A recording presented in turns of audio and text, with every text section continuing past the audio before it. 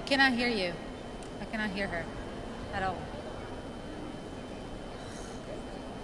It's all the way up. Can you hear her? That's what happened before. I cannot hear her. Yeah, it's all the way on. I can't hear her.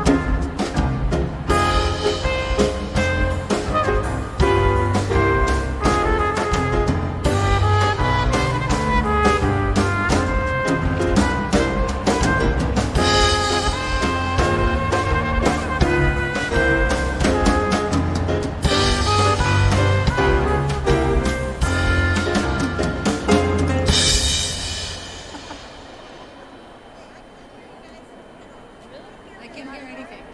I don't hear anything.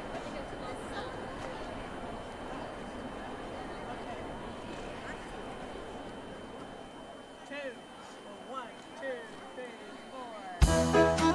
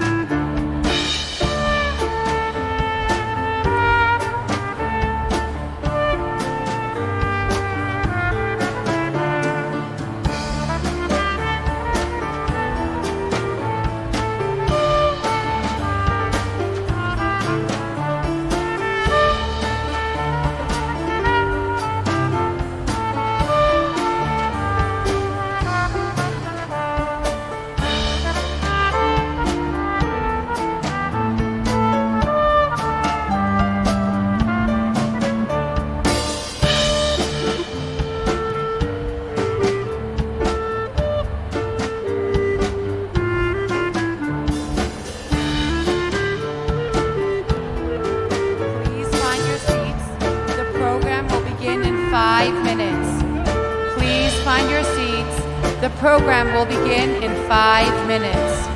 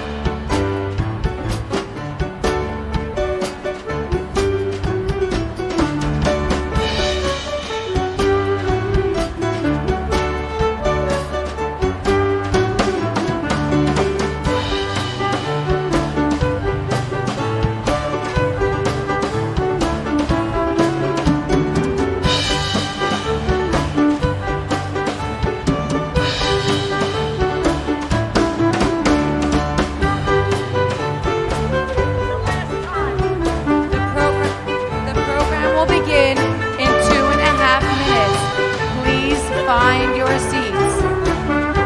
Please find your seats. The program will begin in 2 minutes. Ladies, please find your seats. The program will begin in 2 minutes.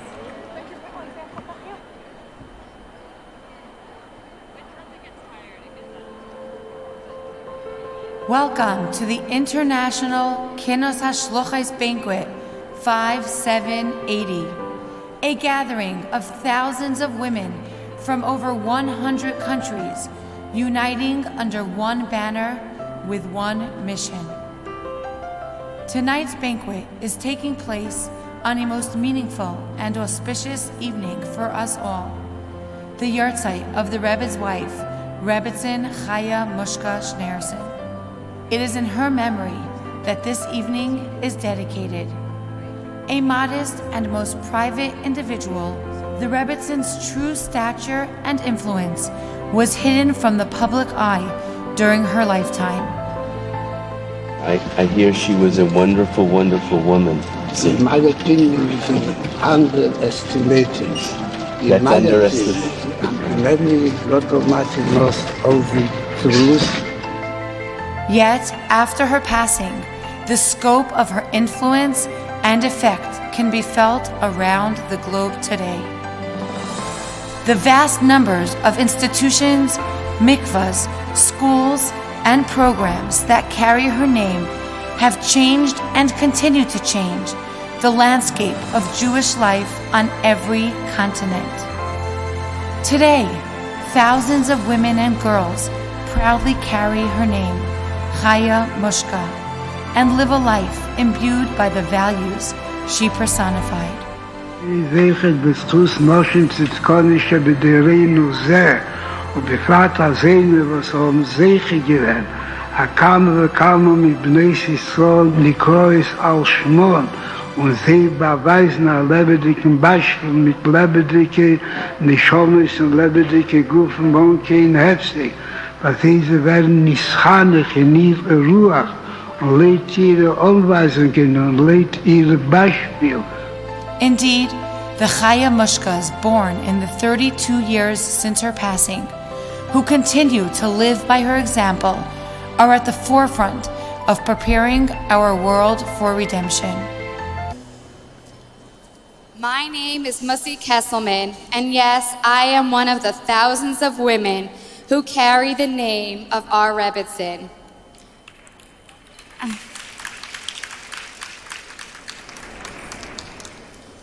I am humbled and honored to be a fourth-generation shlucha, and I live with my family in Greenville, South Carolina for close to 8 years.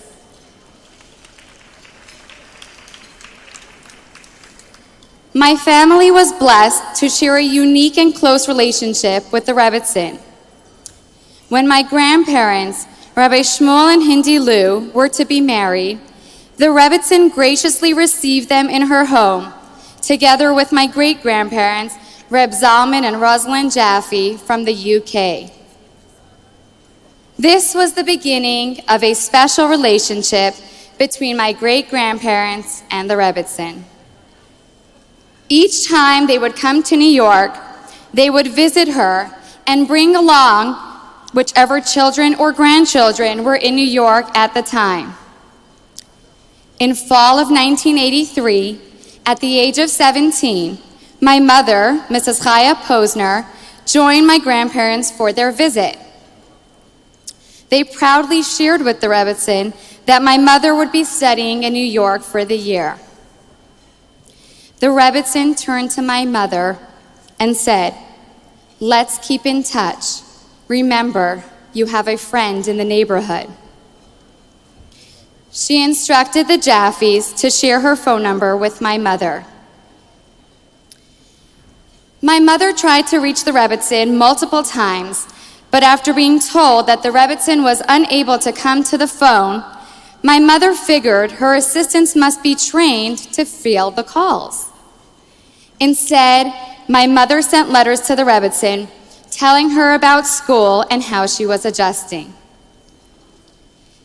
In December, my mother's first cousin was getting married in the UK.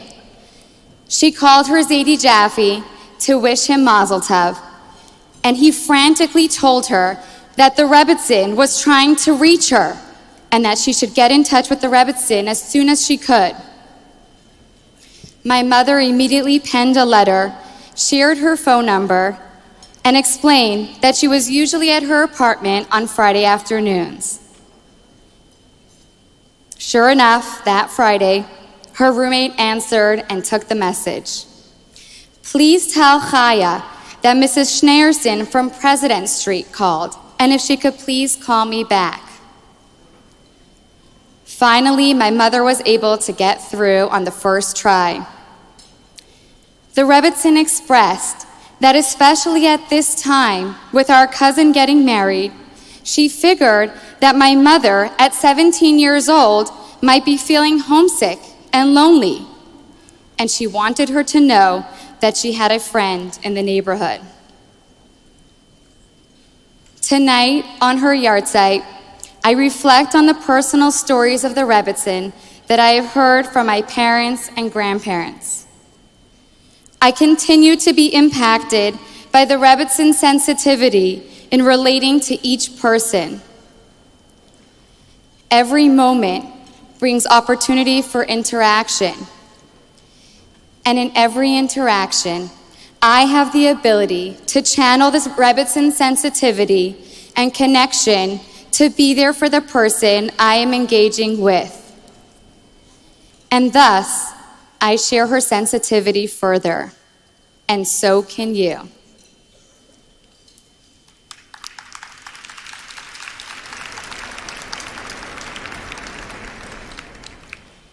As we gather together on the 32nd yahrzeit of our Rebbetzin Chaya Mushka, we open with tefillah, two very special prayers from Tehillim, Psalms. Chapter 118, expressing our thanks to God for all the blessings in our life, and chapter 119, in which we beseech God for all our heart's desires. To lead us in these prayers, we honor Mrs. Esther Grossbaum of Toronto, Canada, and Mrs. Devorah Leah Levinson of Migdal HaEmek, our Holy Land. As we recite the Tehillim, please have in mind your loved ones, communities, and especially our brethren in the Holy Land of Israel. It's long and it will take a few minutes, but please let's give it the proper respect.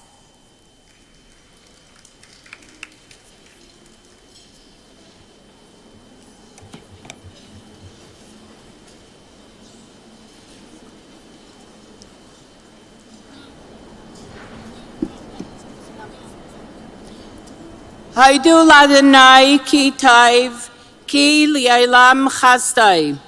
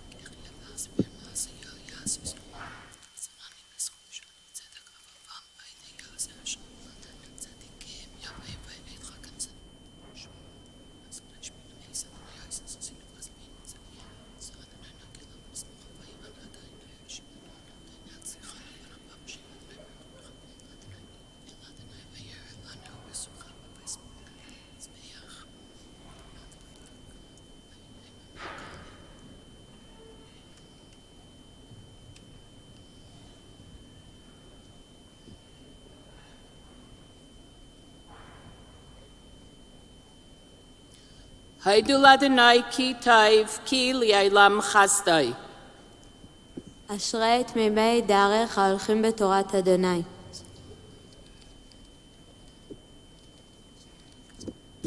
במה יזכה נער את אורכו לשמור כדבריך.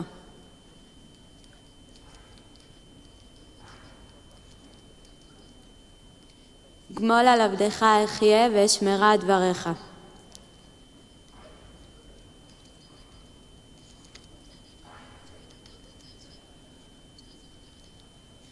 דווקא לעפר נפשי חייני כדבריך.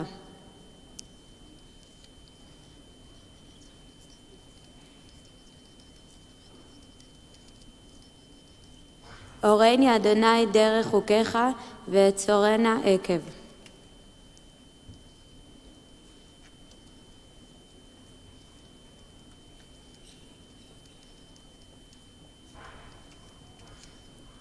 ויבואני חסדיך אדוני תשועתך כאמרתך.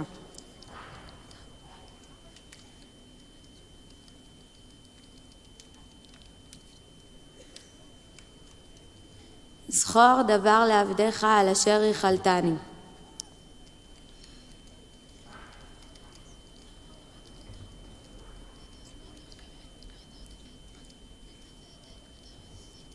חלקי אדוני אמרתי לשמור דבריך.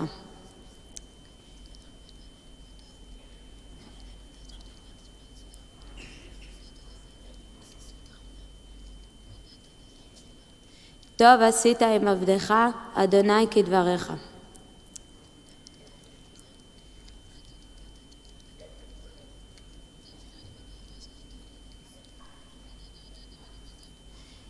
ידיך עשוני ויכוננוני, אבינני ואלמדה מצוותיך.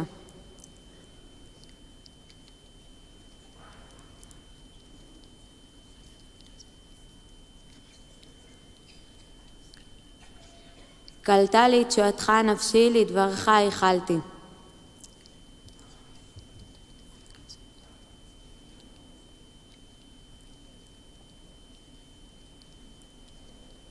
לעולם אדוני דברך ניצב בשמיים.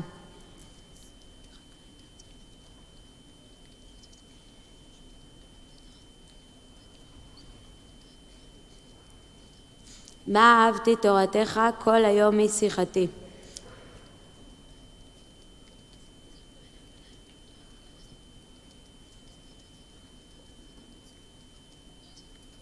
נר לרגלי דבריך ואור לנתיבתי.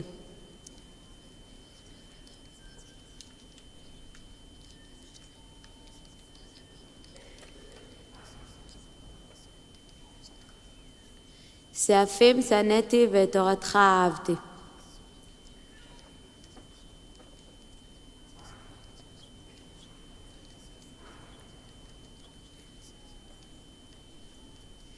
עשיתי משפט וצדק, בל תניחני לעושקי.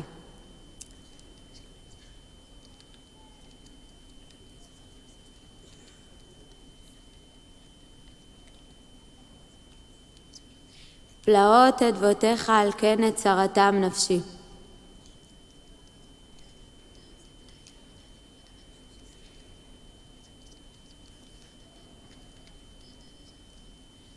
צדיק אתה אדוני וישר משפטיך.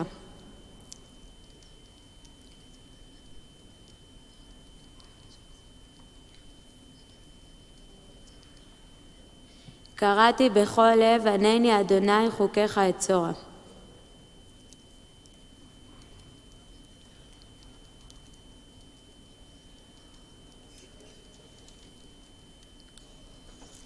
ראה עוני וחלצני, כי תורתך לא שכחתי.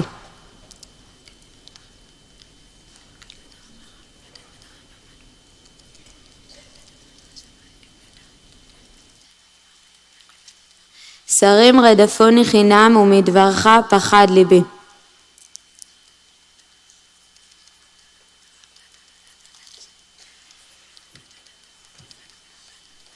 תקרב רינתי לפניך אדוני, כי דברך אבינני.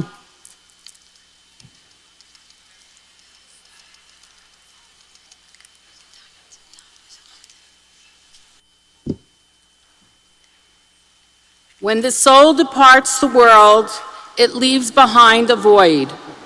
The yahrzeit licht, the memorial candle, serves to replenish the light.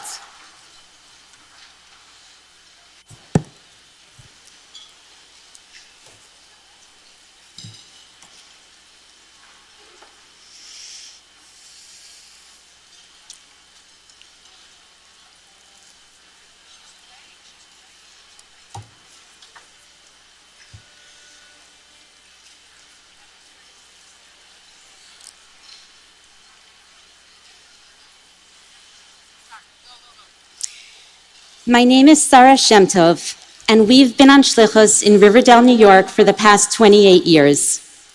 Because my father, Dr. Feldman, was the Rebbe and Rebbitzin's doctor, I was privileged to visit with the Rebbitzin on numerous occasions. When I was 20 years old and about to become engaged, having discussed dating and marriage with the Rebbitzin in months prior, I wanted to share the imminent good news with her before we'd receive the official agreement and blessing from the Rebbe. So I asked my father to arrange it for me, and I was told to come Friday night while the Rebbe was in shul. It was 12 days before the Rebbitzin's passing, but there was no way for me to tell that she wasn't feeling well or might have been in pain. Her eyes were sparkling, and she looked absolutely regal and beautiful. I sat at the dining room table facing the Rebbitzin with her Shabbos candlesticks on the table between us, and she asked me how things were and was delighted to hear about our pending engagement. At some point in the conversation, the Rebbitzin asked me the name of the young man with whom I had hoped to become engaged. And when I told her his name was Levi Yitzchak Shem Tov, she smiled and asked if he was a grandson of Reb Ben Sion Shem Tov, who was a devoted chassid of her father and husband. When I replied that yes, he was, her face lit up and she said, "Then I'm very happy, because now I know you'll speak in Yiddish to your children, and that's very important." For me, having been brought up in an English-speaking home, this was a novel idea and one that I committed to memory. So we received the agreement and blessing from the Rebbe to get engaged and got married 4 months to the day following the Rebbitzin's passing, and looked forward to building our family. But 2, 3, 4 years passed, and we weren't yet blessed with children. We davened and beseeched Hashem. I'd write to the Rebbe and ask for our deepest dreams to be realized. I'd stand at the Rebbitzин's kever at her gravesite, and I would plead, "I'm ready to speak Yiddish, but where are the kinderlach? Where are the children?" And after the Rebbe's passing, our faith was challenged even more. But I held on to the blessings we received from the Rebbe and to the words of the Rebbitzin that I would speak Yiddish to our children. I knew the Rebbe had said that she too could give blessings and had the power to bless. 12 long years passed. That year, at the Kinus HaShluchos, after the banquet, my father-in-law, Rabbi Yisrael Shem Tov, was at a Farbrengen, a Hasidic gathering where Jews share inspirational words of Torah, sing Hasidic melodies, and bless one another. And at this Farbrengen, he was asked to donate money to a particular yeshiva. He looked around the room and said, "I'll make a deal. Since this is a Hasidic Farbrengen, and the Alter Rebbe taught us in the name of the Maggid of Mezrich that a gathering such as this has the power to bestow blessings to an even greater extent than the angel Michael, if you promise me that my children," and then he inserted our names and our mother's Jewish names, our full Jewish names and our mother's names, "if you promise that they will be blessed with a child this year, then I will give you what you're asking for." They all said l'chaim, and they promised. 3 months later, I attended the Kinus HaShluchos, this Kinus, having just completed my first trimester.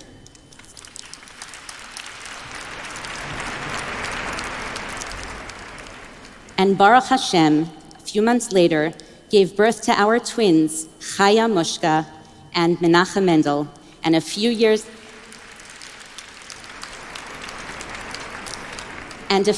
later to our son, Yosef. Dear Sister Shluchos, family, friends, here tonight, this is a giant and yet intimate Hasidic Farbrengen. Tonight is the Rebbitzins Yahrzeit, and we are all her children. The incredible energy in this room is simply a manifestation of the immense power and potential we each have to bless one another here and now. Please fill your cups with some wine from the center of your table, and let's say the bracha together.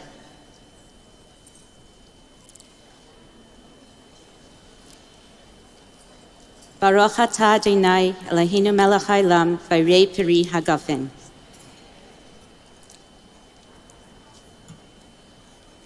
L'chaim to my dear sisters for the blessing of kinder, the blessing of children. Hashem, please bless everyone who has not yet been blessed with children to conceive and give birth to healthy children. For those who have been blessed with children, Hashem, please grant us Hasidische Yiddische Nachas from every single one of our children. May they be mekusher belev ubenefesh with their heart and soul to the Rebbe and the Rebbitzin. May every one of our sons and daughters who need shidduchim, may they find their soulmates, get married, and build a binyan adayad and not have to wait any longer. L'chaim for gesund, Hashem, please heal everybody who needs a refuah and bless everyone with lange, gesunde Yarin, long, healthy years. And l'chaim for hatzlacha, Hashem, please grant us success in our shlichus, success and easy and abundant parnasa, easy and abundant livelihood. Now, sisters, shluchos, family, friends, please turn to the woman sitting next to you and bless each other with your entire, complete heart. Because words from the heart penetrate the heart. May our tefillos and bakashos, our prayers and supplications, our l'chaims and heartfelt wishes to one another pierce the heavenly gates, and to quote the Rebbe, V'maleh HaKadosh Baruch Hu, kol mishales libeinu l'taiva. May Hashem fulfill all of our wishes for the good, and may Hashem finally grant us our deepest desire, that for which the entire world is yearning and anticipating for too long, that we be reunited with the Rebbe and the Rebbitzin, with the coming of Mashiach immediately. Amen.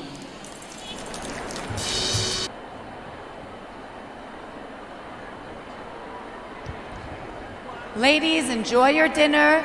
Dinner will now be served. Enjoy your dinner.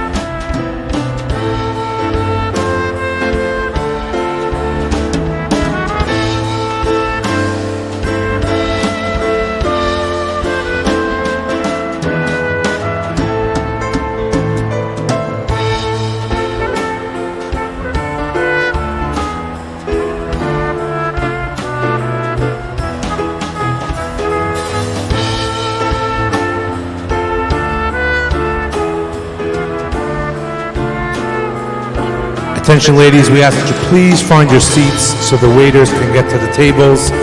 They'd like to serve dinner. Once again, we ask that you please find your seats. Dinner is now being served. Thank you.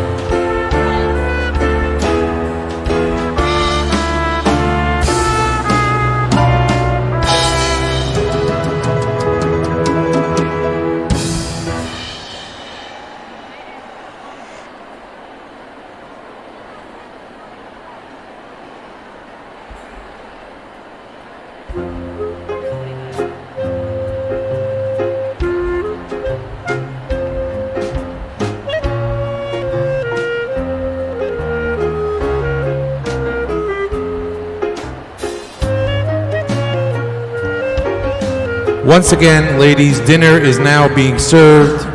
We ask that you please find your seats.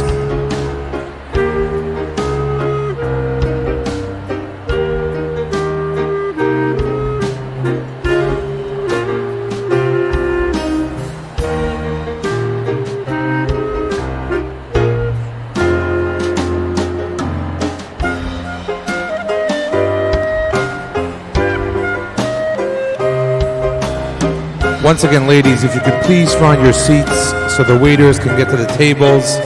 Dinner is now being served. Thank you.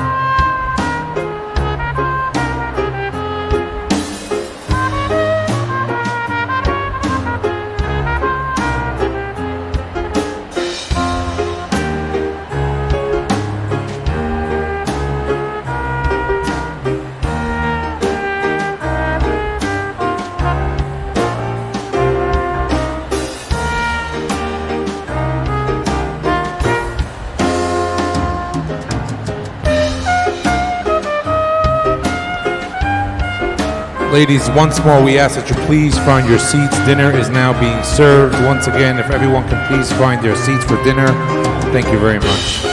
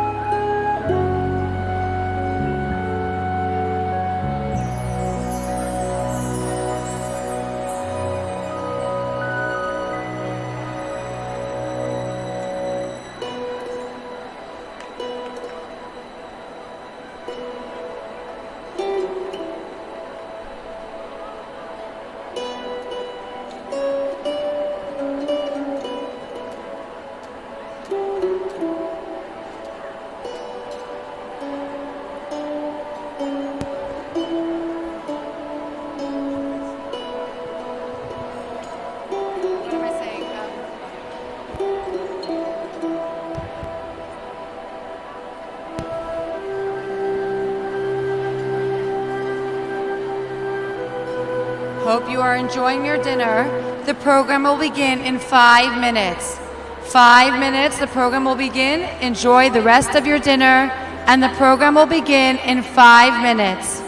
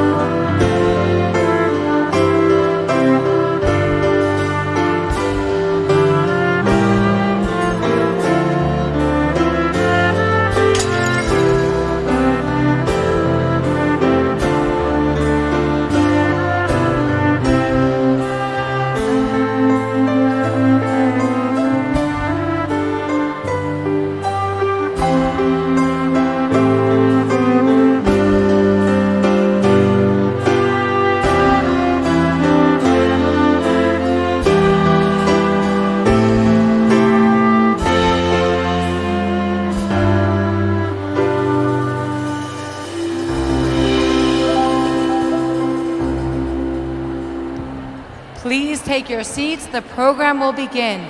Please take your seats.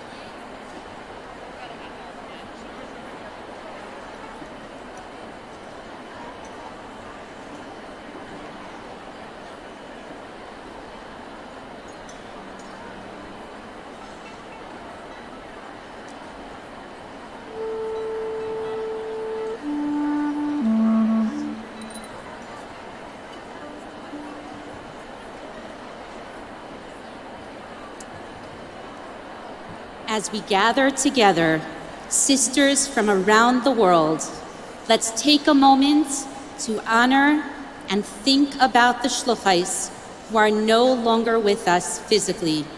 We pray that we be reunited with them, with Mashiach, with the Rebbe and the Rebbetzin, B'mheira v'yameinu, Amen.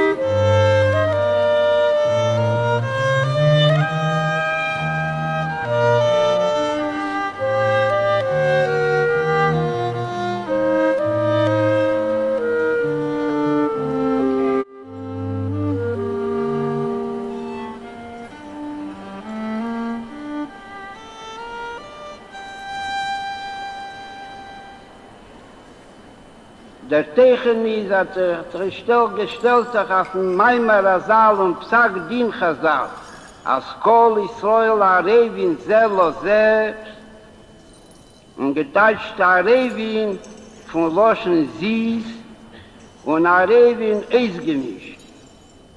Als jeder Ried darf beim sein ein zweiter Ried Zies und darf sein Eisgemischt mit der zweiten Nieden. Und ist an Ore für der zweiten Nieden. Und jechet für alle Iberikiden.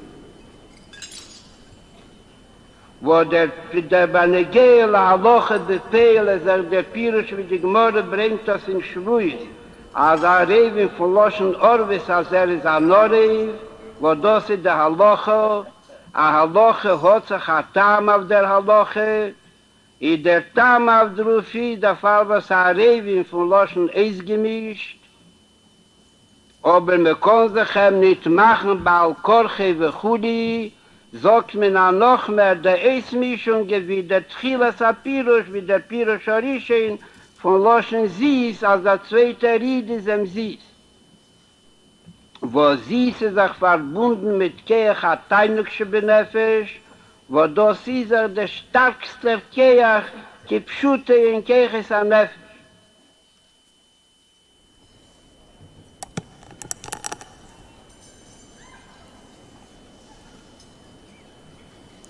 Rabbi Moshe Kotlarski is the Vice Chairman of Merkez Linyane Chinuch and Chairman of the International Conference of Shluchim and Shluchos.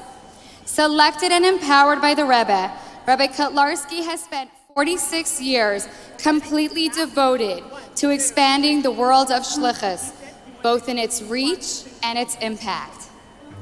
Under Rabbi Kotlarski's guidance, dozens of countries have been added to the Chabad map, and a strong network of programs have been established to support Shluchim in our work, including JLI, Chabad on Call, C-Kids, C-Team, Chabad on Campus, Chabad Young Professionals, and more.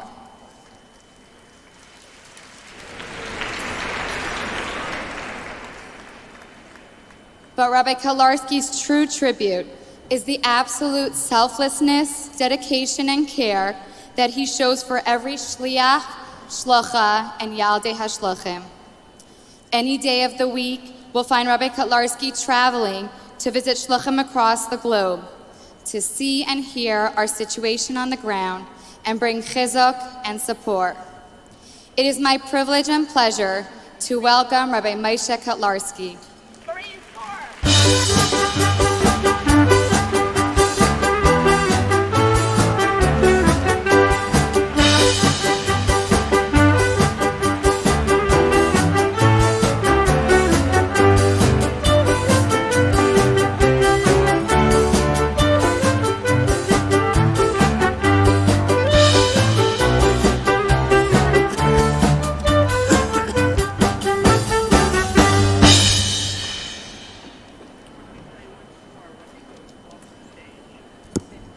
In the spirit of Avos Yisrael, as we begin the next part of our program, we begin by expressing gratitude to the many individuals who have been involved in creating this entire Kinus weekend.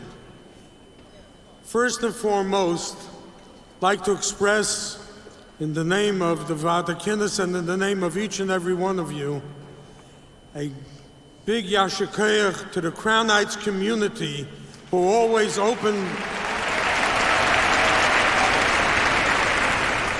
their hearts and their doors to all of the endeavors which we embolden them with throughout the year. May they have continued chassidish nachas from all of their children and from all their loved ones. I'd like to thank our parents who give of their time, effort, and energy so that we should be able to be successful in our shlichus. In putting together this kinus, there are people that put in months and months of their time and effort and energy, and each one really deserves to be mentioned by name. But I'll just mention a few of them who stand on the head of the organizing committees: Rabbi Mendel Kotlarski, Rabbi Schneier Najjar, the executive ad, Mrs. Esti Grossbaum, Mrs. Rivki Kahanov, Mrs. Dini Rappaport, Mrs. Fruma Resnick, the banquet committee, Mrs. Chani Wallowik and Mrs. Chani Gorkov, the Vata Kinus and the Dovrei of Ritvad, the guest program organizers, Jason and David Scharf, Ronen and Nirit Pellet, Shlemechaim Rivkin Benzin and Mayor Cohen. A special thank you to the NYPD, Yankee Berman, Mirala Rosenfeld, and the band Yitzi Schwartz of A-Team, Yankee Teitelbaum and the Flow Motion Crew, Chabad.org, Rabbi Zalman Shmutkin, Rabbi Meir Simon Kogan, Moshe Berghoff, Jem, Rabbi Elkanah Shmutkin, Rabbi Mendel Garari. A special thank you to the Ganiwish family for the beautiful bracelets which grace your arms now. Voda Hackman. And last but not least, a very, very special thank you to the ones that really deserve a thank you, and that is to the husbands of the Shluchos who have stayed home and are babysitting this weekend. May they have it easy, may they see what you go through during the year, and may they appreciate you more when you come home. Yud Shvat Tavshin Yud Aleph. The long-awaited moment comes to be. At 10:40 p.m., a chassid rises and says, Rebbe, the sichos are good, but chassidim want to hear a mimer. And the Rebbe opens up a sefer in front of him, and he begins. In the mimer which the Rebbe, the Shveret, to the Yom Estalkus, Basi Legani Achaisi Kala. And the Rebbe begins the inaugural mimer of his Nesias, which is based on the last mimer which the Frierdiker Rebbe left over for Klal Yisrael. But something is unique in this mimer that we don't find by any of the other Rabbeim. In the middle, the Rebbe stops and says to sing the nigunim of the Rabbeim. Stops not once, but twice, and then the third time at the end. And they begin singing the nigunim of the Rabbeim. And then in the middle of the mimer, the Rebbe tells a story of Avos Yisrael of each of the Rabbeim. How the Alter Rebbe went on Yom Kippur to chop wood for a woman who had just given birth. The Tzemach Tzedek going to get a loan for a Pasha to Yid, to go before davening to get him a loan. The Rebbe Marash traveled long distances to make one Baal Tshuva. The Mesiras Nefesh of the Rebbe, the Frierdiker Rebbe. And the question is asked, where is the Rebbe's story of Avos Yisrael? We just are coming now, and we are in the Shnas HaShivim of the Rebbe. In Pirkei Avos, we know it from the letter that the Rebbe wrote to a bar mitzvah boy, where he says, Kipsak HaMishnah Avos Perikei, as it is enumerated in the Mishnah of the chapter of the Ethics of Our Father, the fifth Perik,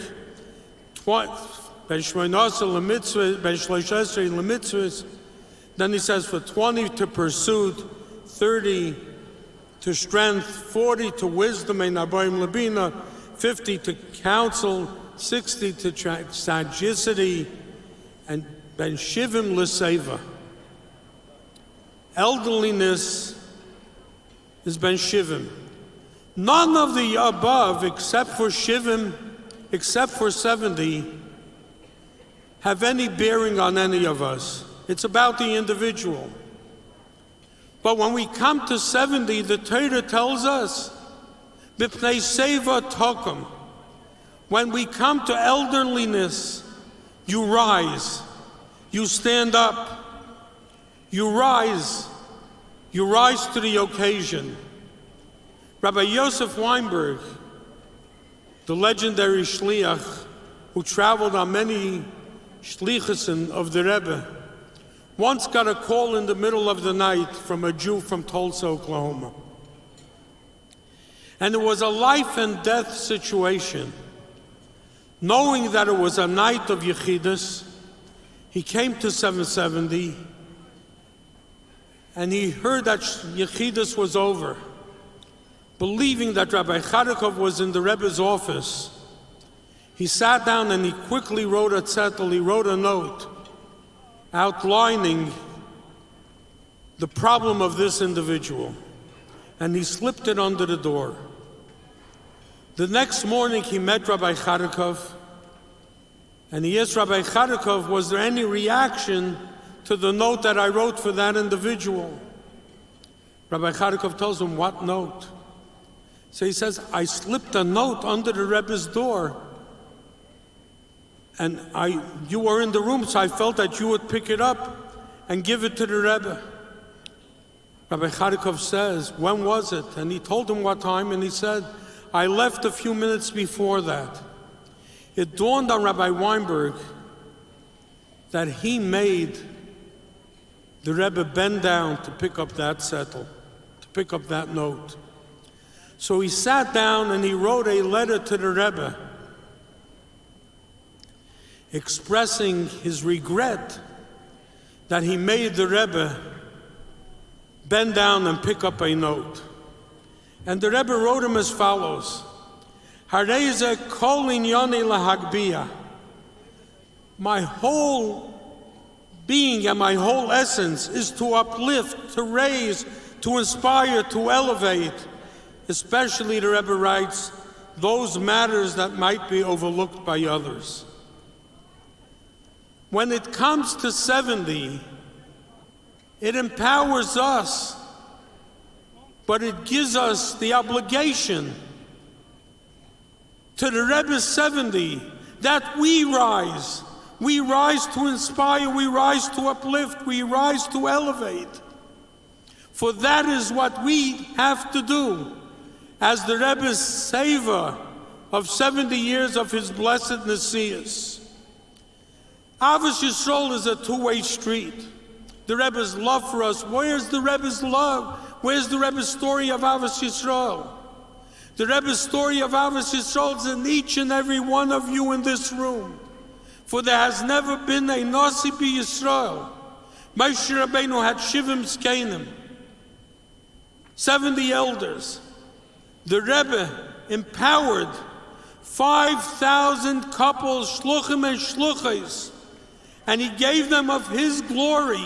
There is no greater Avos Yisrael that this world has merited than the Avos Yisrael of the Rebbe, which he empowered us with and which he bestowed upon us. So it is up to us to return that Avos Yisrael. And if you'll take a look at each and every one of you in this room and take a moment and reflect, how many stories of Avos Yisrael do you have each and every day?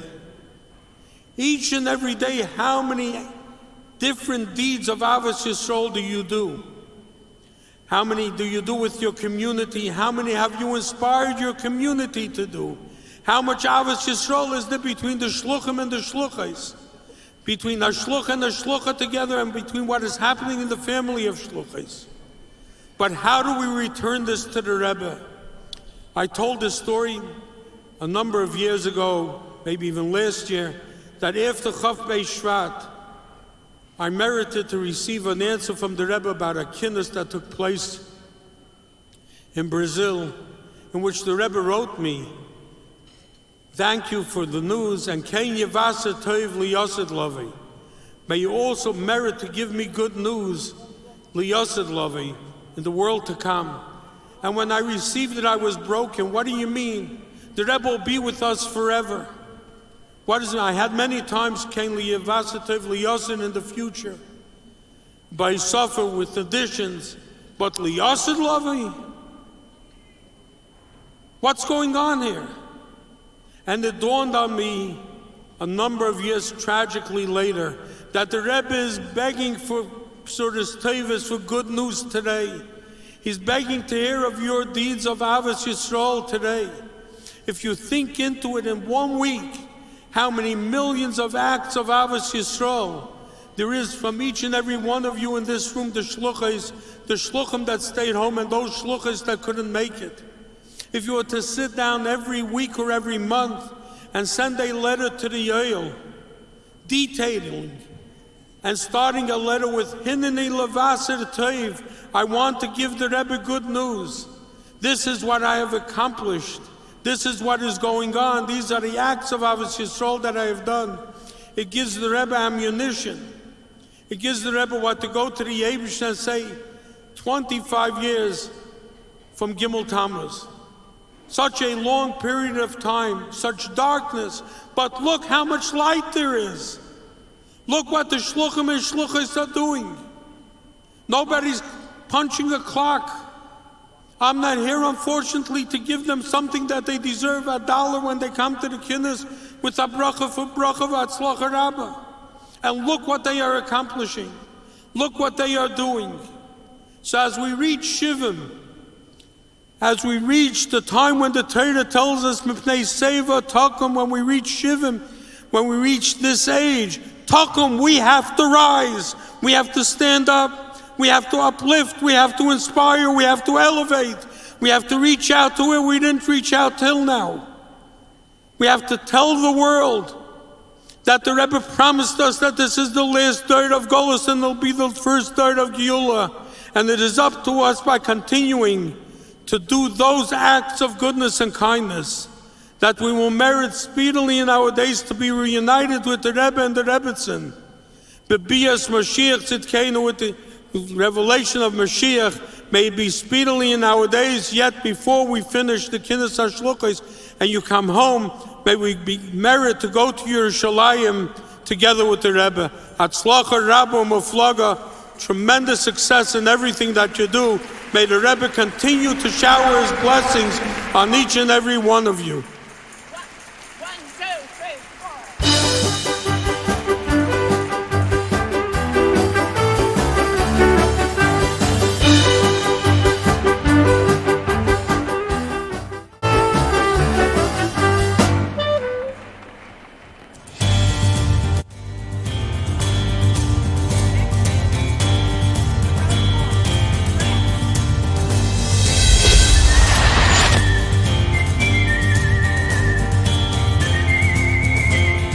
The most common question we get asked is how many Jews are actually in Puerto Vallarta. And even though there's only about 100 Jews that live here around the bay, that's 100 whole worlds. It's incredible how the Rebbe thought of every single Jew. And we have such a responsibility to be there for every Jew, physically or spiritually, whatever they may need. When they come into the Chabad house for a few minutes, to take those few minutes that we have an interaction with someone to be there for them.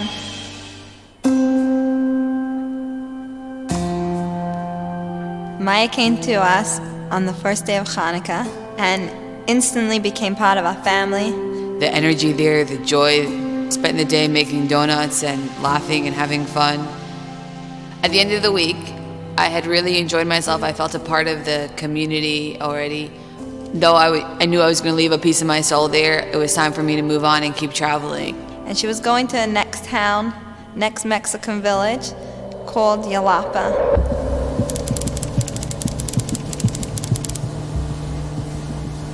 We decided to go on a hike along the coast to a little village called Yalapa. The first day we started, we got halfway there before it was dark, and we set up camp. But my friend decided she was too tired to continue hiking. She wanted to take the boat to get to Yalapa, while I decided to continue hiking through the forest and meet her there. I woke up in the morning, ready to set off. It was cloudy outside. I was told this is not the rainy season, it wouldn't rain, so I wasn't worried. The first hour of the hike, the path was pretty clear, but then it started getting more confusing. I kept losing the path and trying to find it again. This is a really wild hike, and my bag is so heavy. I don't know why I didn't leave half of it with Rachel. And all of a sudden it started raining, and I was surprised, and I was thinking it's time to turn around. But I couldn't find the path anymore. It was super muddy and I kept slipping, and I tried to take out my phone to see if my offline GPS would work, but it wasn't working, and I was soaking wet and freezing, and I realized I should set up my tent and wait out the storm. Completely lost, pouring rain outside. I am near the river, so I'm thinking hopefully if I just follow the river I'll find my way.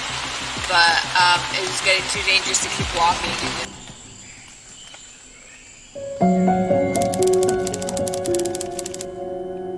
At one point, I just decided there's no point anymore in continuing. I probably had used up all my chances in life, and this was it. I sat down to write my last will in my journal, thinking this was it.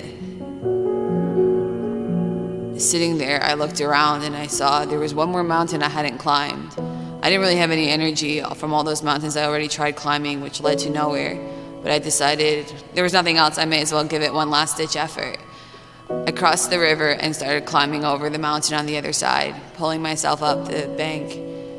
I get to the top, and to my surprise, I see an ocean in the distance. I was euphoric. I started running down a little path I found, trying to find where the surface had come from, frustrated because I was so close to maybe being able to be in contact with someone.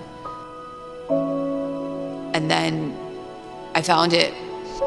I didn't know who to call. And then I remembered Mushki and the Chabad.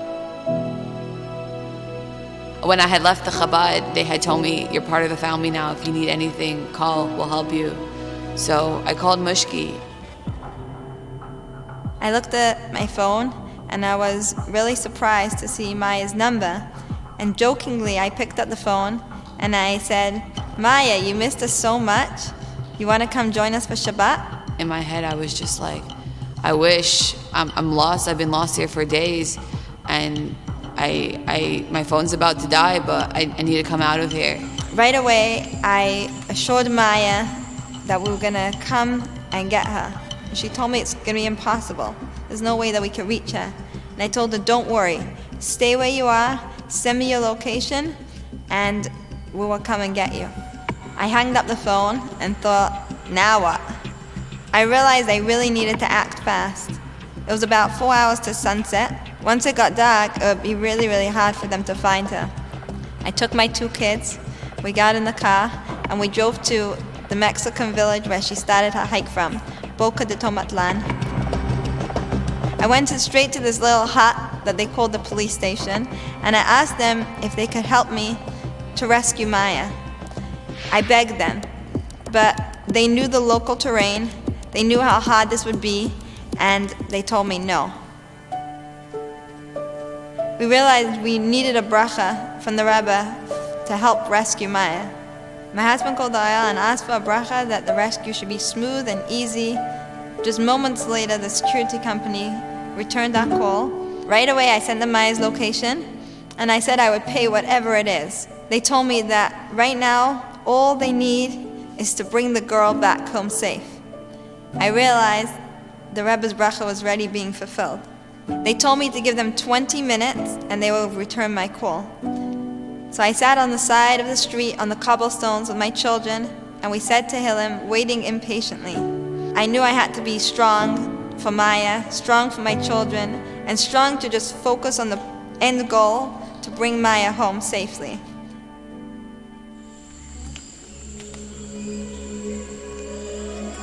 It was now sunset. Although they were pretty close to Maya, it was far in the jungle. They really wanted to give up. I told them there's no way they can give up.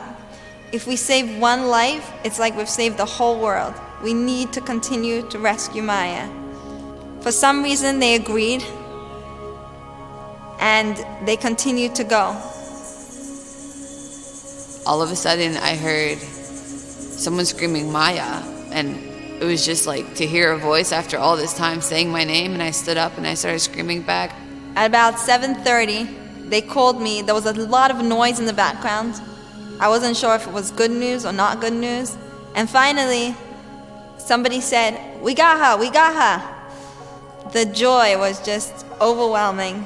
We were very emotional, and right away my kids just took each other's hand and just started dancing. There was just, all that emotion was just like let loose. They finally had Maya.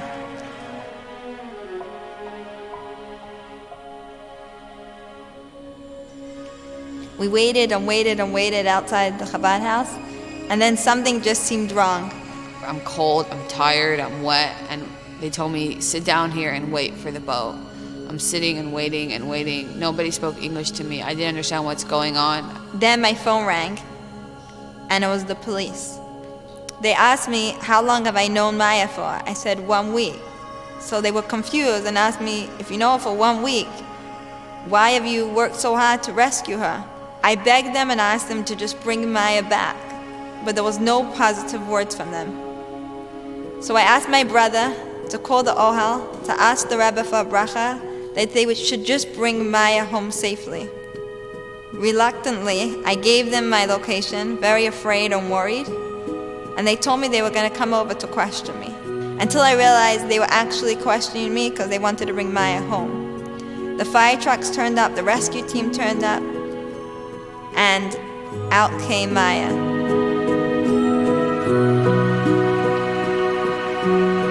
After what felt like forever, I saw the Chabad sign and Mushki standing outside with all the police and security people, and I realized I was back, I was safe. It was so amazing to be reunited with her, to give her a hug, and to know she was safe and back home. Every morning when we wake up and we realize we have a mission, we have a purpose, we have a job to do that the Rebbe entrusted in us, it's honestly just such a privilege. It's words that I can't describe. The Rebbe taught us by example to have Ahavas Yisrael to every Jew, and there's no price you can ever put on another Jew. When this story unfolded, I really felt that we would do anything we needed to do to help another Yid. I've been traveling a long time, and part of my traveling mission is to meet Jews and see the different kinds of Jews and how they live. And when I'm on my own for a while and I just need some Judaism, some spirituality in my life, there's always a Chabad house somewhere, which is amazing. I can only imagine how difficult it is to live out here, not have all the luxuries that they grew up with, not have their family around them, not have friends for their children, all the sacrifices they made to be here for all the people who needed them. Today, Maya lives with us. She helps us with all our Chabad activities. She's a friend to our children. She's just part of our family. I'm just so grateful that they're here, and I know everyone else in this community is so grateful and appreciative that they're here, and I could just say thank you.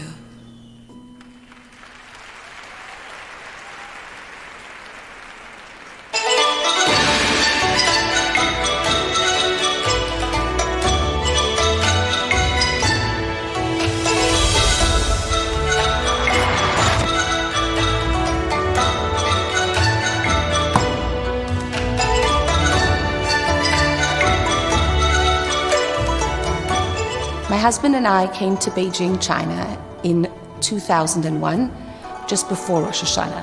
When we arrived there were many groups of Jews living there, but there was no shul, there was no school, and no mikveh. When we first came to Beijing, it was very, very foreign. Almost nobody in Beijing speaks English, even today. And so learning Chinese was very important. Beijing, very foreign. It's different to everything I grew up with and everything I'm used to. But slowly with time, we have felt welcomed and have learned to make Beijing our home. And today, when we arrive there and land in the Beijing airport, both my children, my husband, and myself feel that we have returned home.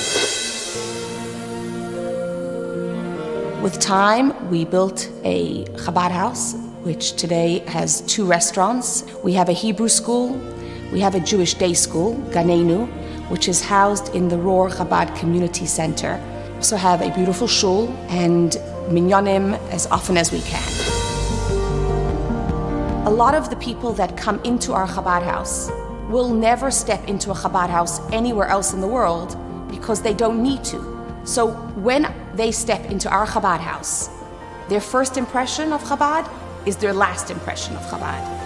And so I feel that it is extra important for me to make sure that they feel the warmth and the love and the connection to Chabad and the Rebbe in those few minutes in our Chabad house.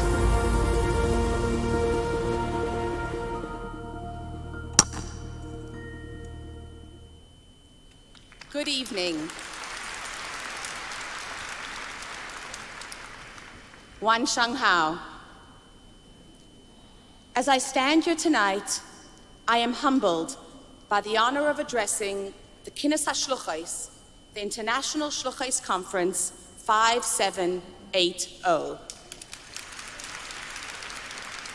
Rabbi Kotlarski, Rabbi Krinsky, our mothers, daughters, community members, friends, my sister shluchos from China, and all of my fellow shluchos, my sisters, the world over. I am privileged to be here tonight with my mother, my mother-in-law, my sisters, sisters-in-law, and my daughters. My family of shluchos is gathered here tonight from South Africa, China, Stamford, Connecticut, Chestnut Hill, Massachusetts, Mauritius, Muncie, Paris, and New York.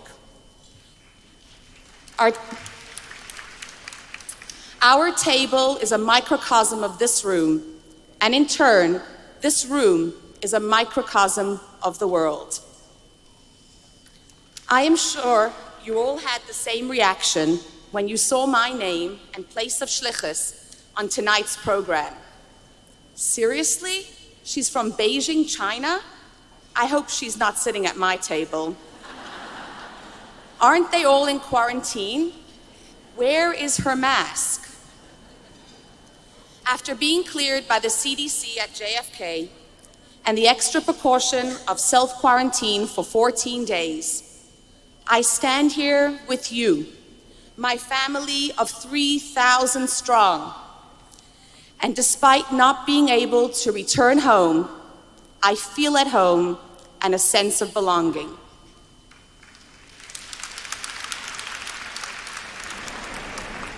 Almost 50 years ago, my parents, a young and idealistic couple, were beginning their life together. They were granted a yechidus, a private audience with the Rebbe. As they prepared to join the ranks of the Rebbe's shluchim, emissaries, and embark on shlichus, a life charged with taking the Rebbe's dream of building Chabad houses, homes away from home, in every corner of the world, for every soul, no matter how far they had wandered. During that yechidus, the Rebbe addressed my mother's fears and calmed her nerves by telling her, Mach lichtig bei jener, vet zecher sein lichtig bei euch. If you want to succeed in the mission of drawing others closer to their heritage, make them feel love and warmth. Make them feel at home. The small acts of kindness and hospitality that you extend to them, that love and attention is what is needed to draw them in. This powerful message traveled with my parents as they journeyed to South Africa. This bracha, this blessing, permeated the home that I was raised in, a home that was always filled with a giving and welcoming light, allowing people from all parts of the community to feel wanted, welcomed, and at home. You would think it would be hard to have a manual for the franchise we call shlichus, Chabad houses. How can there be guidelines set for shlichus when every place is so different? I got my answer early on our shlichus. Our community in Beijing, China, is not a typical resident community. All of the people in our community are foreigners, expats. The people in our school, shul, Purim parties and Pesach Seders are not there the next year, not because they didn't have a good time, but because they have moved back to Israel, the USA, Australia, Brazil, Azerbaijan, and everywhere else that they call home. Often, the reward for our efforts and hard work of bringing them closer to Yiddishkeit, Judaism, is that they leave to live in a larger Jewish community where it is easier to be a Jew. This really struck me as we neared our second Tishrei in Beijing, and I thought about who I could invite for Rosh Hashanah. I realized that most of the people that we had met, found, and connected to had left. Our weekly Shabbos table is the answer to the question I asked myself. Each week, different people grace our table. It used to be 1, 5, and 10, and with time it has grown. We can host 100 on a quiet winter night, 200 to 300 in the summer months, and have needed to put up a tent to hold the overflow of guests. The people at our table vary. Chances are, most of them have never set foot in a Chabad house. But here, in Beijing, we are the only address, and so they come. Some of our guests are Shabbos observant business people who stop their factory work across China and travel to spend Shabbos with us. There are the El Al security staff who would never come for Shabbat, but come for the hummus, the beer, and the love. There are the students who are in Beijing for a semester, the Jewish diplomats serving their countries on a 2-year posting, or those backpacking or touring that join us for the only Shabbos in their life that they are in Beijing. We have shtreimels and black yarmulkes. We have knitted kippot and baseball caps. We have borsalinos and bare heads. Looking around, one would think we don't have a community. But on Shabbos, when we all sit, eat, drink, and sing together, we are one community. We are all the same for one night.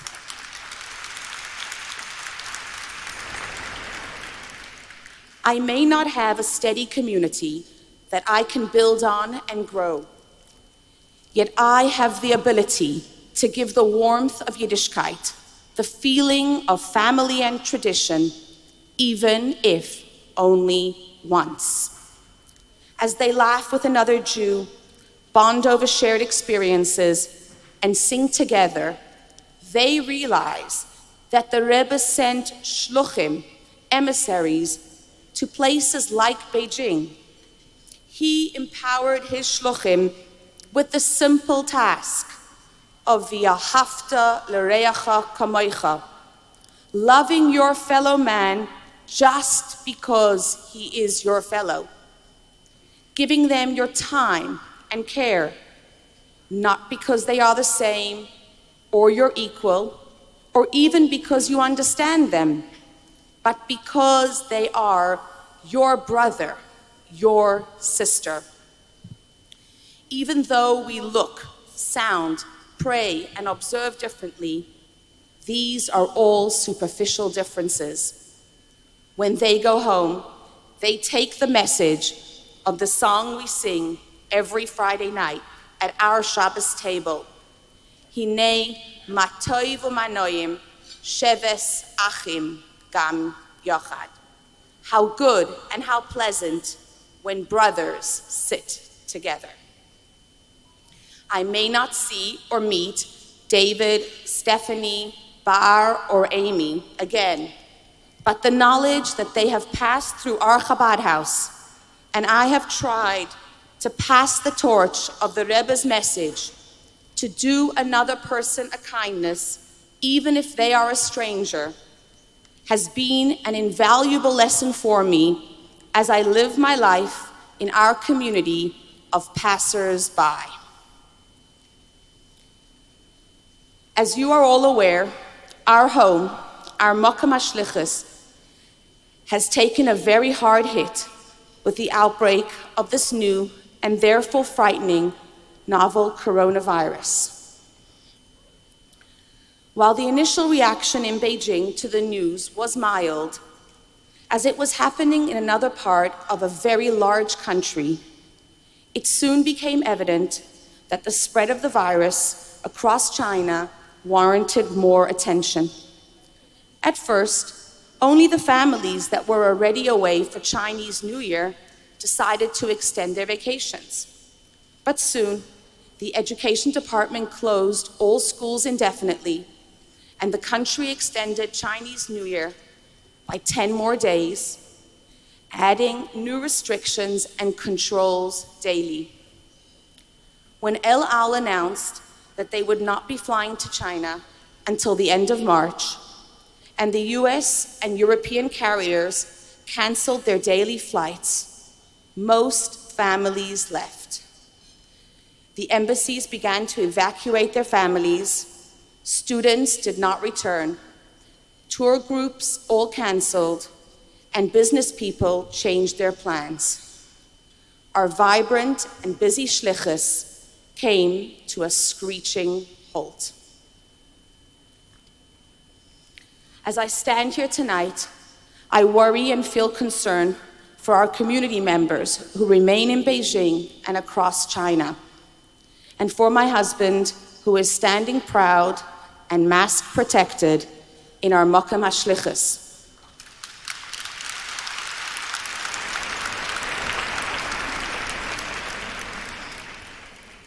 With daily guidance from Rabbonim, updates from our contact at the US Embassy, and advice from our closest friend, Roberta Lipson, the CEO of United Family Healthcare, he spends his days helping the remaining Jews with food and moral support, and the local communities with sourcing hard-to-come-by medical masks and protective gear.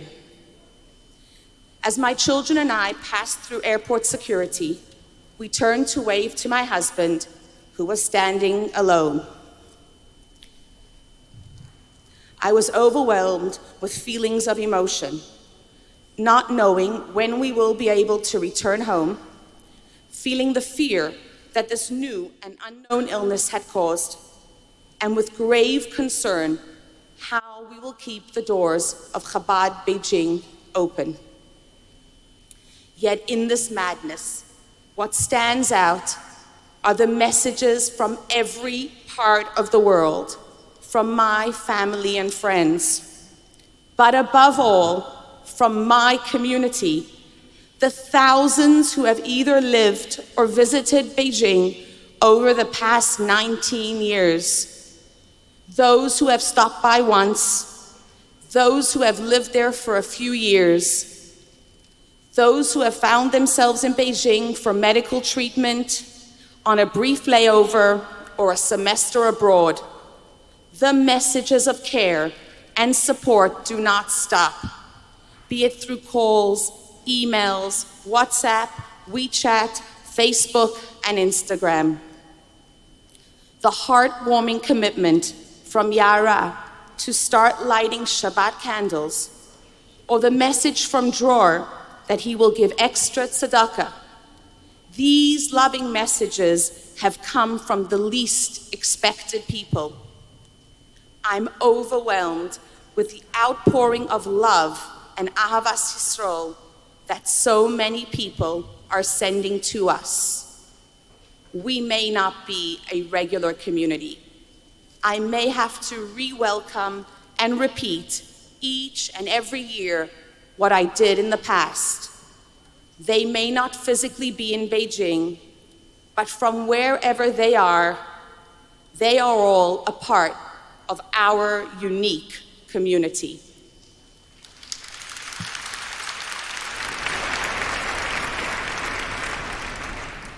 I would like to take a moment to personally thank Rabbi Kotlarsky for his extra time and concern for us and our fellow shluchim in China at this difficult and uncertain time.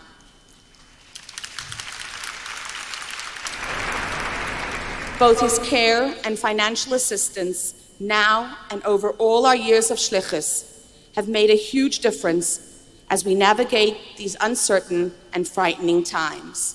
Thank you.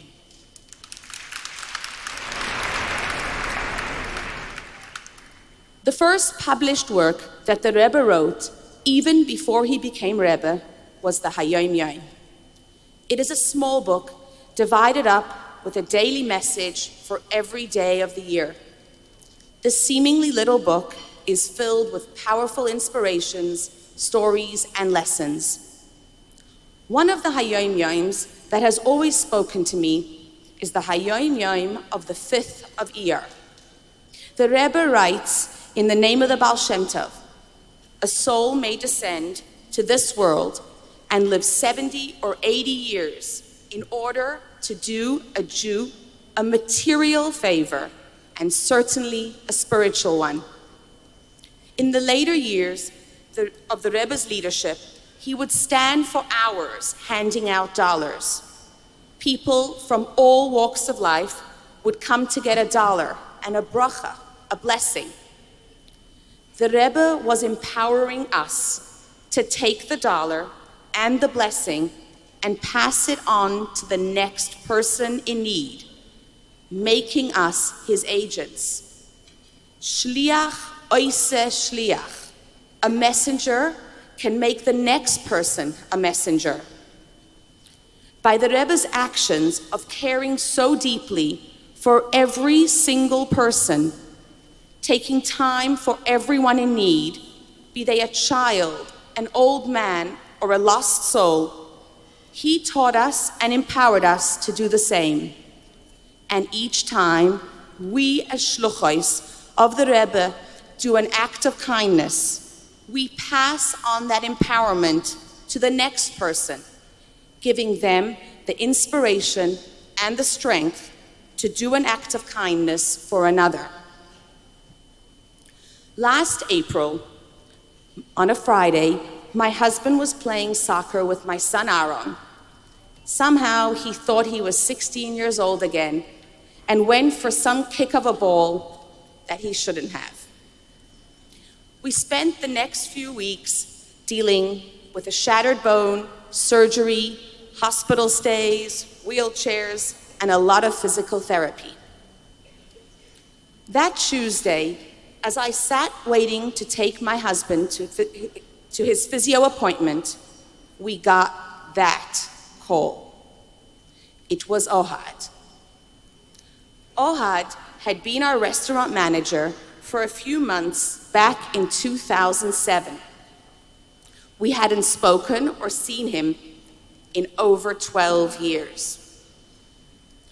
He was calling to ask for our help. After leaving Beijing, Ohad had moved to a city called Weifang, a 4-hour high-speed train from Beijing, a train that travels at 350 kilometers, 217 miles per hour. He is the only foreigner in a city of a few million, and there he manages the only 5-star hotel. He explained to us the following. The previous day, on Monday, a Chinese man had come into the hotel that he manages with a young Israeli girl. And they had said that they wanted to get married in his hotel on April 19th. Though not observant himself, this struck Ohad as strange.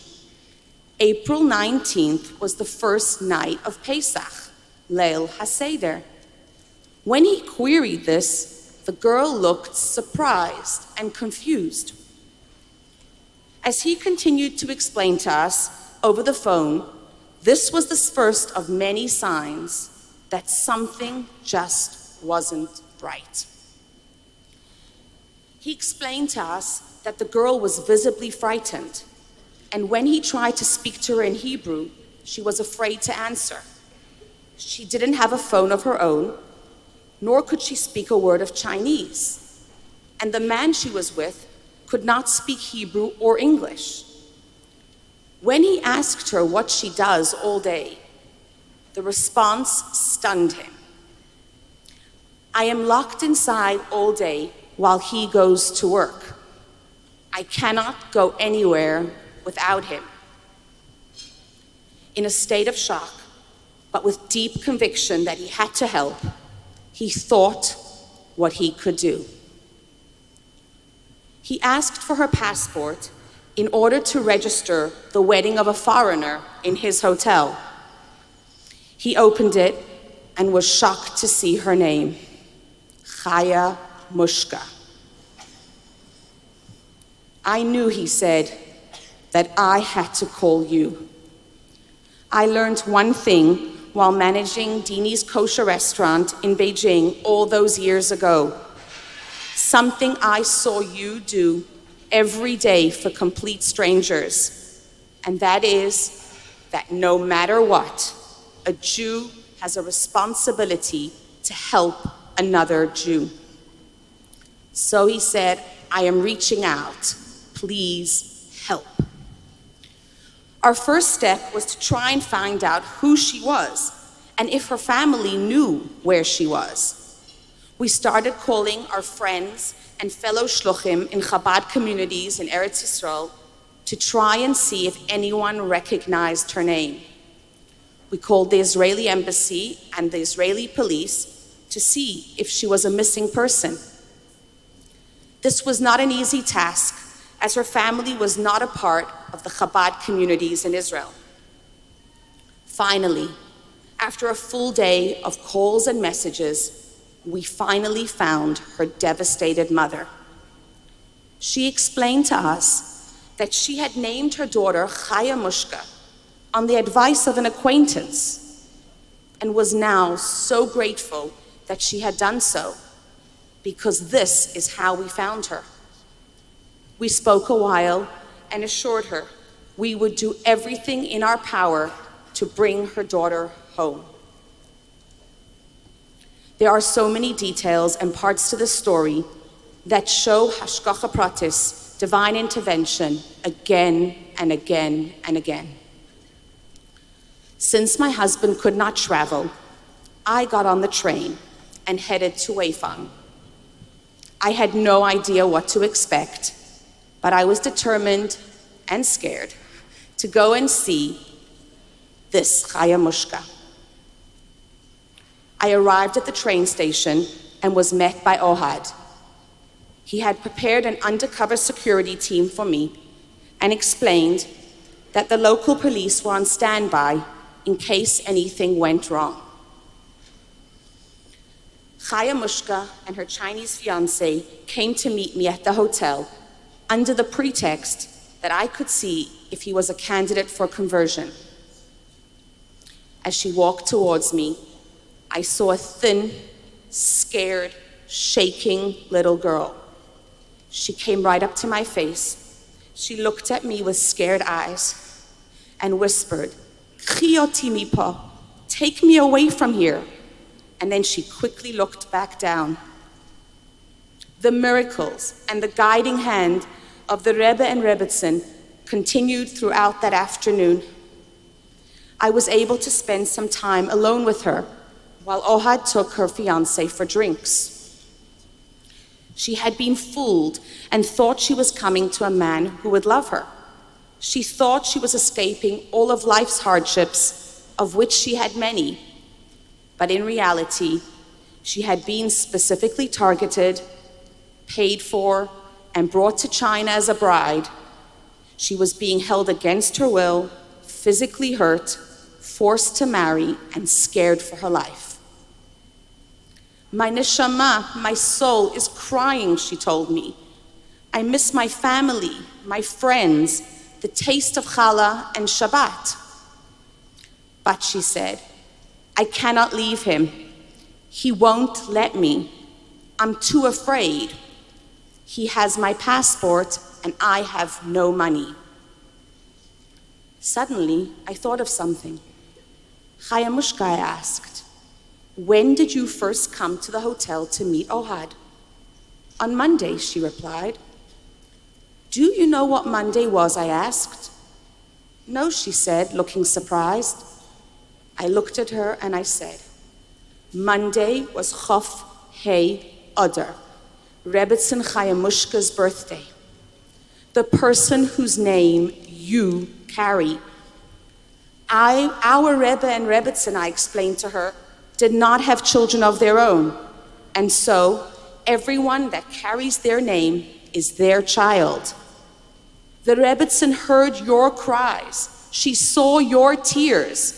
She sent me here to help you." "Chaya," I continued, "do you realize how lucky you are? The more I think about this, the more I realize that almost 19 years ago, the Rebbe thought about you. We came as the Rebbe Shluchim to Beijing. There we met Ohad, who randomly answered an ad for a manager at our restaurant. And now, all these years later, he met you and knew to call us. Very rarely in life do you know exactly what your shlichus mission is. How often do you clearly know and realize, this is why I am here? It was a scary yet powerful moment of realization for me. I turned to Chaya and I thanked her for this gift. With many tefillos and miracles, Chaya Mushka was on the train later that night with me back to Beijing.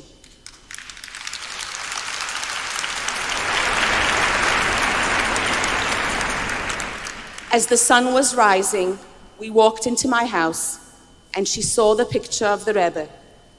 She looked at it and through her tears she said, "Rebbe, you heard me, you heard me. Thank you, Rebbe." Being a chassid of the Rebbe, whose whole life and mission was to shift our mindset, that v'ahavta l'reacha kamoicha means you need to step out of your comfort zone and do what must be done to help another Jew. And so with this in mind, on Sunday, a week before Pesach, I was on a flight to take Chaya Mushka home to Eretz Yisrael.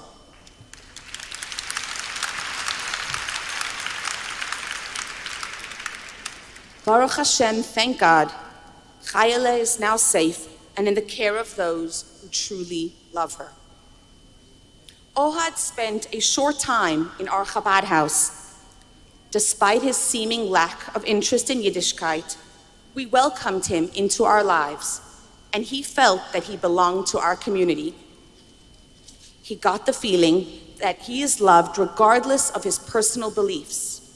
12 years later, that knowledge of Avas Yisrael, love for a fellow Jew, was so strong it overrode his personal beliefs and gave him the strength to pass on that Avas Yisrael and save Chaya Mushka's life. I realized that even those I don't hear from in years, or whose names I do not know, these people are affected by the small kindness of just welcoming them into our Chabad house without judgment. It's not only about the big buildings, the huge numbers, or the fancy dinners. It's about the person, the individual, the smile, the simple loving act that seems insignificant to you at the time, but means the world to the recipient. The small act that can actually be the catalyst to save a life. The Rebbe empowered his shluchim and shluchos with the simplest of tasks. Every day and every person you meet is an opportunity to spread kindness, to spread love and care. Not only do you make them feel loved and special, you pass on that power to them so that they can pay it forward. To mach lichtig, to make light, fayener, for another. May these single acts of kindness happening all over the world, done and inspired by you, my fellow shluchos, and your communities, gathered together, illuminate the world with light, fulfilling our Rebbe's mission of bringing Mashiach speedily in our days.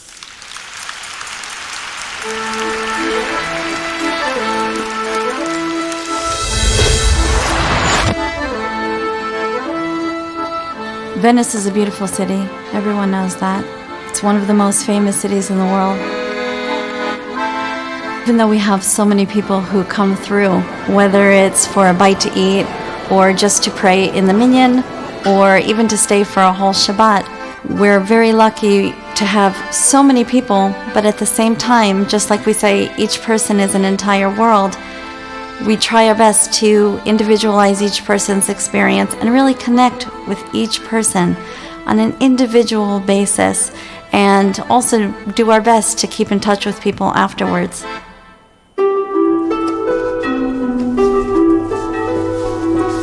So one Yom Kippur, it was just before Ne'ilah, the culmination of the entire holiday.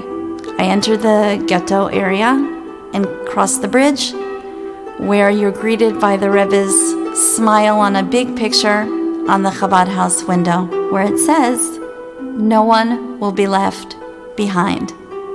This personifies the Rebbe's teachings and everything that we learned about how the Rebbe and the Rebbitzin treated each and every person they came in contact with.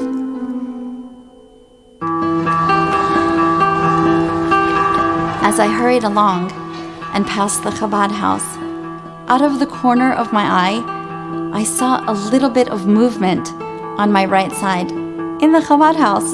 So I glanced over, and to my great surprise, I looked in and I see a young woman, maybe in her early 20s, and she was sitting on the computer. פתחתי את הדלת והרגשתי מאוד בנוח. הדלקתי תור, אמרתי, שלום, היי, everybody, יש פה מישהו, מדליקה מוזיקה, מרגישה בנוח, בודקת מיילים. פתאום ככה הדלת נפתחת, מישהי ככה מדברת איתי באנגלית. I opened the Chabad house door as if it was a regular day, and I said, "Hi, welcome to Venice." And I introduced myself, and this nice young lady looked up and smiled, and we exchanged the normal pleasantries. I said to her, "Listen, you know what? In a short while, I'm making a big meal for all our guests. Why don't you join us?" So she said, "Sure, why not?" So she got up and she went to go get her huge backpack. It looked like she had been traveling for days. So as we walked out the door, I very casually said, "Oh, you know, I have to go over to the shul really quickly just to pray, and then we're all going to go to the meal together. How's that sound?" And she said, "Yeah, sounds great." And almost as if she was thinking out loud to herself, she said, "Wait, meal, shul. What's going on? Is something special? What's today?" I could still feel it, like it was that moment. ואני מסתכלת כזה,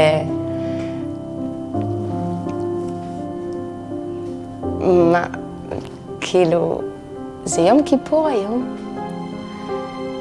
I knew that whatever I was going to say, that when she realized the importance of the day and the situation, that she would very likely be upset. But most importantly, I was afraid that she would be embarrassed. פתאום ברגע הזה הרגשתי שהחוט היחיד שמחבר אותי פשוט נקטע. הייתי בשלב שבאמת כמעט ולא שמרתי חגים כי לא היה טעם. In that split moment, I decided as long as she sees that I'm sincere and that my words are really coming from the heart, then it will sort of soften the blow. It won't matter as much as long as she sees that I'm genuinely happy to see her and that she's with us. So when she said, "What day is it? What's going on?" I said, "This is the perfect day for us to meet." That's exactly what it is. We're supposed to meet right now, and it's going to be wonderful. We're going to have an amazing time, and I'm so glad to have met you. וואו, זה היה כאילו, זה הרגע שהיחידה שלי התעוררה ופשוט בכי שאני לא יכולה להסביר. And I thought to myself, you know, Ne'ilah, it's when the gate is closing. Well, if I get left outside, at least I'll be with her. I'm not going to leave her here outside. We'll be together. אני לא זוכרת עוד דברים או עוד משהו בשיח, אני רק זוכרת את הנוכחות של שחר שליוותה אותי. I held her up and I said, "Listen, this is our time. We were supposed to meet exactly now, exactly here in this place. במין תוקף של קדושה וישירות והמון אהבה, היא אומרת לי, קסם, תקשיבי, זה הרגע האחרון של תפילת נעילה. אם את מתפללת את התפילה הזאת, זה כאילו התפללת את כל התפילות, כל החיים שלך. זה גרם לי להבין שזה הדבר, כאילו היא פשוט לקחה את כל ההתעוררות האדירה הזאת וכיוונה אותו ישר למטרה. It was a one-on-one exchange, a special moment in time. זה חיבור שהוא כל כך מלמעלה, שהשליחה המדויקת, במצב המדויק, עם המילים המדויקות, לכוון למקום הזה, זה פשוט יצר אצלי איזשהו משולש הזה של האהבה שפשוט נבנה והתחבר ומוביל אותי עד היום.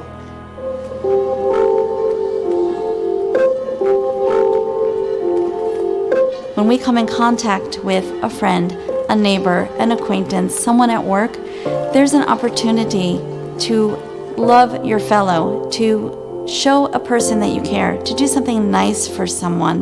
And this is really what the Rebbe is all about, everything that the Rebbe stands for, everything that the Rebbe teaches, whether it's in a sikha that you read or the many videos that we've seen of the Rebbe receiving people. Everyone comments about the Rebbe's beautiful blue eyes and how they felt like they were the only person sitting talking to the Rebbe, that nothing else existed. That could be one of the challenges that we have here, being that we have so many people coming, but you still need to give each and every person that individual experience. We owe it to them. אני שייכת למשפחה של הרבי, ואני רואה את זה בפועל, שאני מגיעה לכל מיני מקומות באזורים. כן, אני שליחת חב"ד, ויש את המקום הזה, אתה מרגיש שאתה מגיע ויש לך גב. יש לך גב שעומד מאחוריך, אני לא בן אדם יחיד, אני לא קסם שחיה פה בשכונה הקטנה ועושה, אני מגיעה עם חיבוק ומתוך צבא שלם של כוח ואהבה, שזה מה שמאפשר לי גם להמשיך ולהעביר את המסר הזה. And to think that out of that unique experience, that opportunity, that now Kesem Bracha and her husband and her children are all shluchim of the Rebbe in the land of Israel is something unbelievable. There's really no words to describe the feeling. Tonight, on Rebbe Chaya Mushka's yahrzeit, as we focus on her legacy and commit ourselves to one more act of kindness, one more deed of Ahavas Yisrael, we conclude with our international roll call. Let us unite, each of us, from every corner of the world, and may we merit the ultimate unity with Mashiach now. Chana and her husband, Rabbi Yaakov Paliwoda, just moved to the small mountain town of Boquete in Panama, right near the Costa Rican border. Known for its coffee plantations and some of the best tasting coffee in the world, the Paliwodas service not only the thousands of tourists who visit the natural beauty, but dedicate themselves wholeheartedly to each of the mere 90 Jewish souls who live in the province. In their short few months, they've already made one of the local bakeries kosher and dedicated a Jewish cemetery.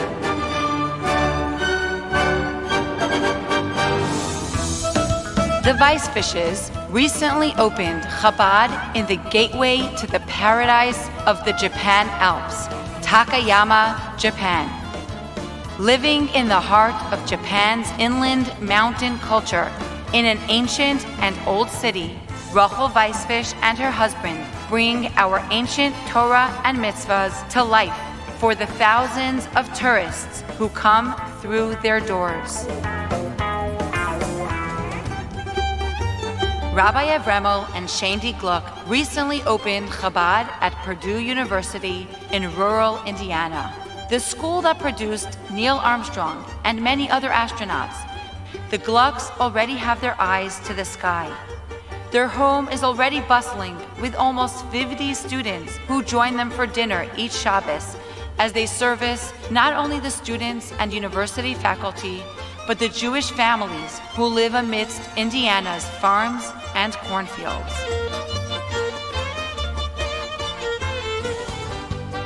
Chaya Berkowitz and her husband moved to the Turks and Caicos Islands to establish the very first Jewish presence in the island's history.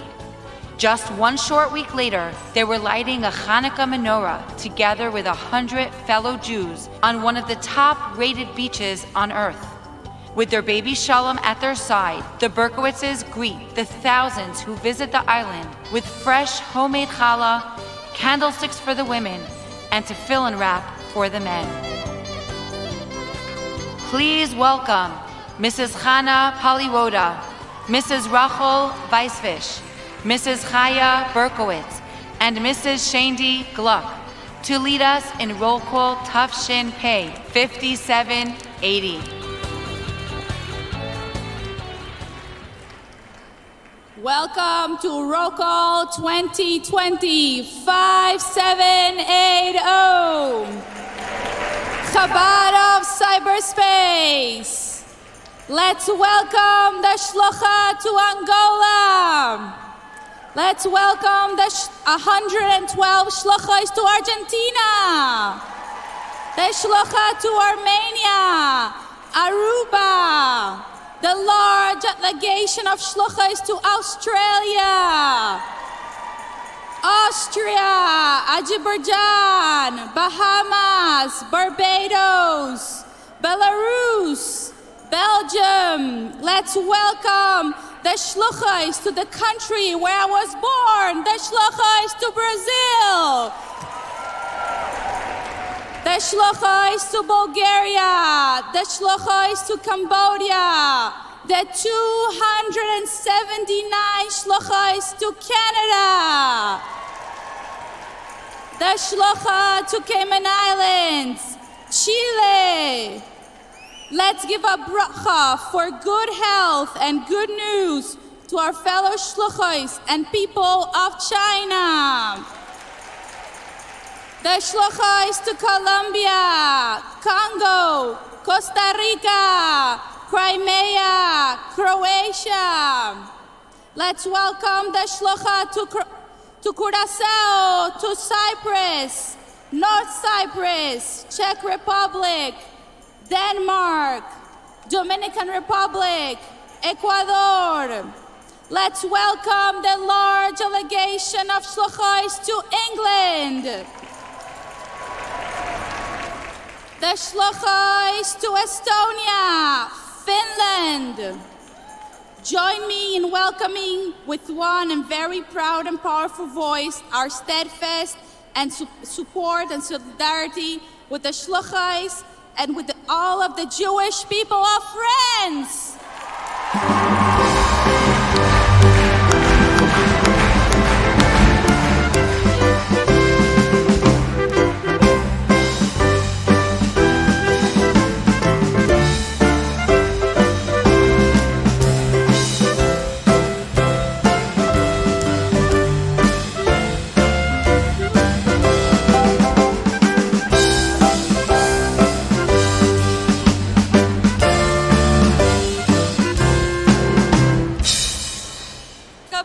השליחות מגיאורגיה, השליחות מגרמניה, גאנה, יוון, גרנדה, גוטמלה. קבלו את השליחות מהונגריה, איסלנד, הודו, אירלנד. קבלו את השליחות מהארץ אשר תמיד עיני השם אלוקיך בה, מראשית השנה עד אחרית השנה, ארץ הקודש, ארץ ישראל.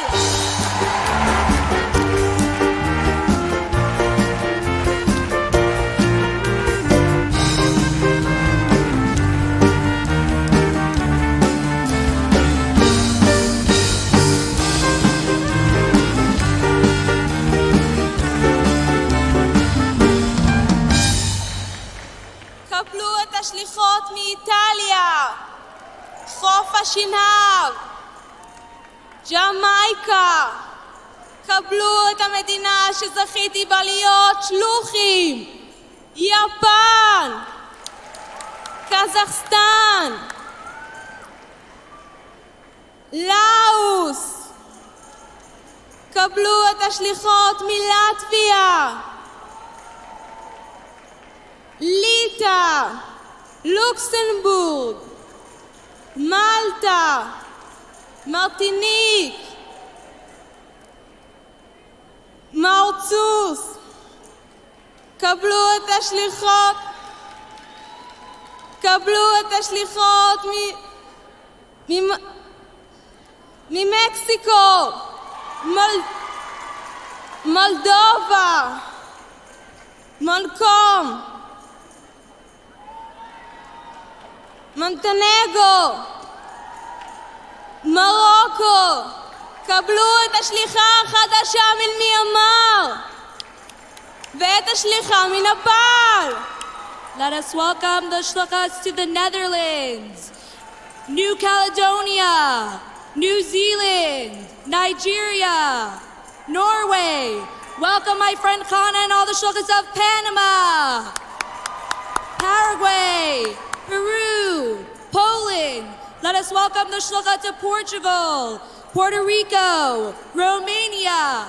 Let us welcome the shluchos to the country where it all began, Russia.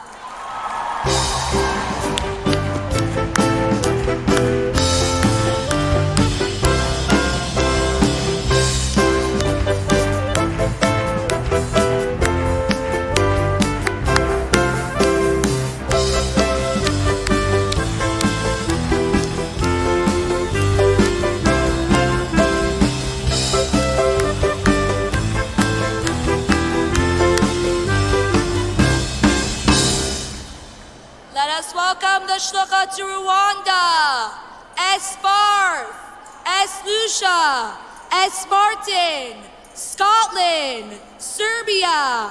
Let us welcome the shluchah to Singapore, Slovakia, Slovenia. Let us welcome the shluchahs to South Africa, South Korea, Spain, Sweden. Let us welcome the shluchahs to Switzerland, Taiwan, Thailand, Tunisia, Turkey, and to the beautiful place I call home, Turks and Caicos. Please join me in welcoming the shluchos from the birthplace of our dear Rebbe, the country of Ukraine.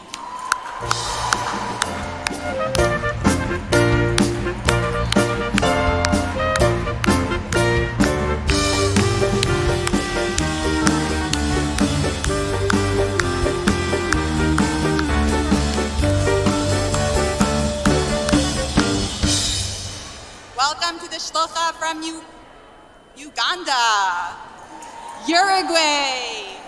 A round of applause for the shluchos from our host country, the land that welcomed the Rebbe and the Friedrich Rebbe, where they established the headquarters of Chabad, the United States of America.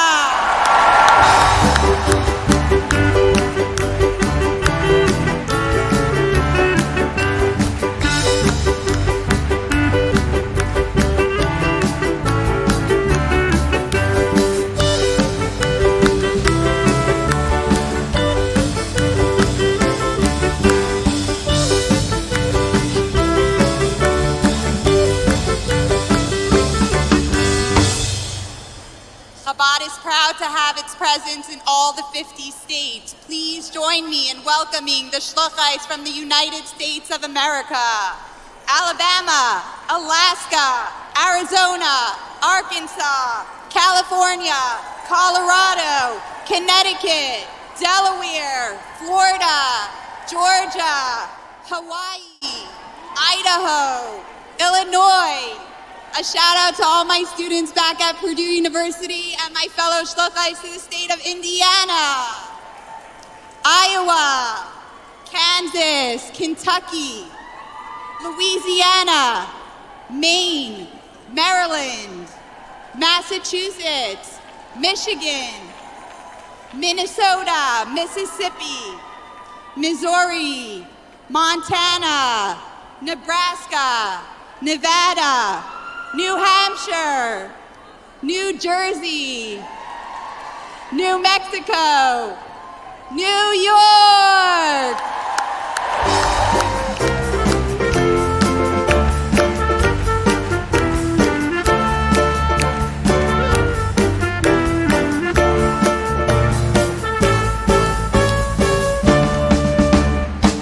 North Carolina, North Dakota, Ohio, Oklahoma, Oregon, Pennsylvania, Rhode Island, South Carolina, South Dakota, Tennessee, Texas, Utah, Vermont, Virginia, Washington, Washington, D.C., West Virginia, Wisconsin, and Wyoming. Welcome to the Shluchos from Uzbekistan, Venezuela, Vietnam, the Shlucha to the Virgin Islands, Wales, and the Shluchos of the country of Zanzibar. And now will all the Shluchos who went out before Gimel Tammuz please rise. Will the Shluchos that went after Gimel Tammuz please rise? A heartfelt welcome to our lay leaders, our supporters, and dear friends, please rise. How do we ever express our gratitude to our parents who raised us, guided, and encouraged us along the way? Please rise. A round of applause for the Shluchos and the partners and to the whole wide world.